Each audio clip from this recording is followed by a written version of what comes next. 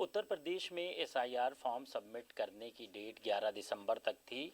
उत्तर प्रदेश निर्वाचन आयोग ने 14 दिन का अतिरिक्त समय मांगा है। मेरे साथ बात करने के लिए उत्तर प्रदेश के मुख्य निर्वाचन अधिकारी हैं। सर, 14 दिन का अतिरिक्त समय मांगा है, क्या कुछ रहेगा इन 14 दिनों में? हमारा लगभग 99% काम तो हो गया और कल तक उम्मीद कर रहे हैं कि 100 के आसपास हो जाएगा। जो अतिरिक्त हमने समय मांगा है उस 3 कारणों से मांगा। एक तो हम चाह रहे हैं कि ये जो अनकलेक्टिबल श्रेणी के मतदाता हैं, लगभग 2 करोड़ 91 लाख के आसपास फिगर आ रहा है, ये मतदाताओं को हम एक बार पुनः जांच कर लें कि कोई इनमें से ऐसा ना हो जेन्युइन मतदाता छूट जाए। और इसके लिए ज़िला निर्वाचन अधिकारियों को निर्देश दिए गए कि बूथ लेवल ऑफिसर ने तो ये काम किया है, उसके सुपरवाइज़र से और वरिष्ठ अधिकारियों से एक चेक करा लें। दूसरा चेक हम जो हमारे राजनीतिक दल हैं उनके बूथ लेवल एजेंट सब जगह तैनात हैं। हमारे उत्तर प्रदेश में 5,27,000 से अधिक बूथ लेवल एजेंट्स ऑलरेडी आ चुके हैं।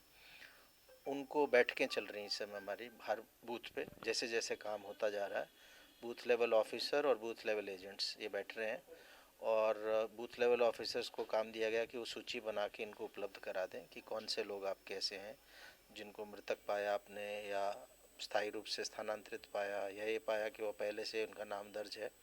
और ये लिस्टें जब उनको मिलेंगी तो वो लोग भी ये जो बढ़ा हुआ समय है इसमें अपने स्तर पे देख लेंगे कि कोई ऐसा जेन्युइन वोटर छूट ना जाए।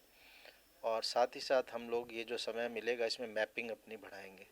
मैपिंग तो उन वोटर्स की हम करा रहे हैं जिन्होंने साइन करके दिए एन्यूमरेशन फॉर्म, गणना फॉर्म, और ये देख रहे हैं कि क्या वो स्वयं या उनके माता पिता या ग्रैंडफादर ग्रैंडमदर ये लोग पुरानी वोटर लिस्ट जब 2003 की लास्ट एसआईआर यूपी में हुआ या किसी अन्य प्रदेश में है तो 2002 में 2004 में भी हुआ एसआईआर बाकी स्टेट्स में, वहाँ कहीं है तो उससे मैप करा रहे हैं। और ये मैपिंग भी हमारी 76% हो गई, यानी जिनके फॉर्म आए उनमें से 24% ही बचे हैं जिनका हम लोग मैपिंग अभी शेष है और वो तेज़ी से काम चल रहा है। तो उम्मीद तो हमारी है कि हम इसको 80 या 90 के बीच में लगभग ले जाएं ताकि कम से कम लोगों को दस्तावेज़ देने की आवश्यकता पड़ेगी। जैसे ही हमारा ड्राफ्ट रोल पब्लिश होगा नोटिस जारी होंगे ईआरओ के द्वारा उन वोटर्स को जिनकी मैपिंग नहीं हो पाएगी।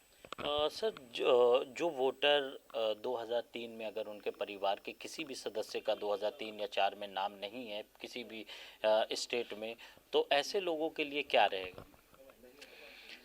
जिनका कोई स्वयं का नाम नहीं है या माता पिता का नहीं है या दादा दादी नाना नानी का कोई वो लिंक नहीं ढूंढ पाते, ऐसे लोगों को नोटिस जाएगा, यानी इनकी मैपिंग नहीं हो पाएगी।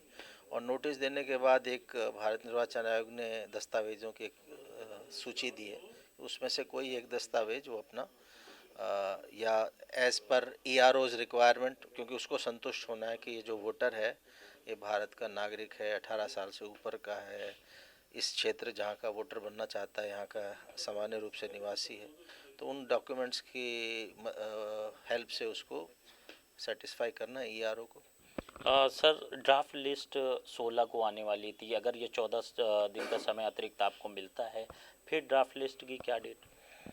तो अगर ये समय मिलता है तो वो 14 दिन ड्राफ्ट वोटर लिस्ट का डेट भी पीछे खिसक जाएगा, 16 के बजाय 30 के आसपास कोई डेट संभवतः आयोग हमें दे दे। सर, पॉलिटिकल पार्टियां लगातार आरोप लगा रही हैं कि नाम काटा जा रहा है।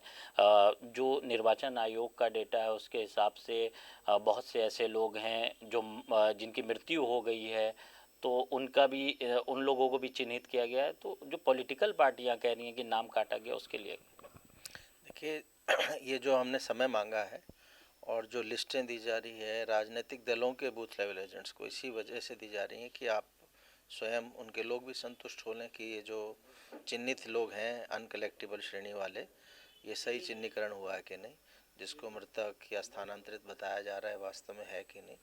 तो ये जब लिस्टें मिल रही हैं सबको तो समय भी मिल रहा है। और वैसे तो जब भी ड्राफ्ट पब्लिश होगा तब भी उसके बाद भी 1 महीने का समय है, इसी पर्पज़ से है कि किसी का नाम छूट गया हो जेन्युइन का तो दर्ज करा सकता है। बट हमने अबंडेंस प्रिकॉशन ये लिया कि पहले भी थोड़ा समय ले लिया ड्राफ्ट। सर, बहुत से ऐसे लोग हैं। अभी लगातार उत्तर प्रदेश में एक अभियान भी चल रहा है सरकार की तरफ से, जो रोहिंग्या हैं, बांग्लादेशी हैं, उनको भी चिन्हित किया जा रहा है। तो ऐसे लोग भी बहुत से होंगे जो अपना वोटर आईडी कार्ड बनवाएंगे। इन लोगों को कैसे चुनाव आयोग चिन्हित करेगा? देखिए सारी प्रक्रिया ही एसआईआर की सुनिश्चित करती है।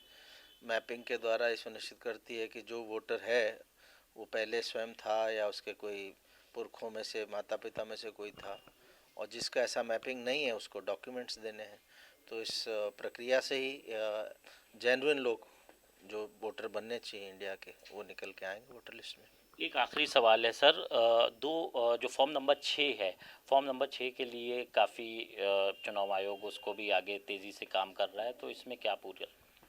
हाँ बिल्कुल सही आपने कहा कि हमारा जो इस समय, एक तो हम अनकलेक्टिबल पे फोकस करेंगे, समय जो बढ़ा हुआ मिलेगा, एक हम लोग मैपिंग पे करेंगे, और तीसरा करेंगे फॉर्म 6 भरवाने पे।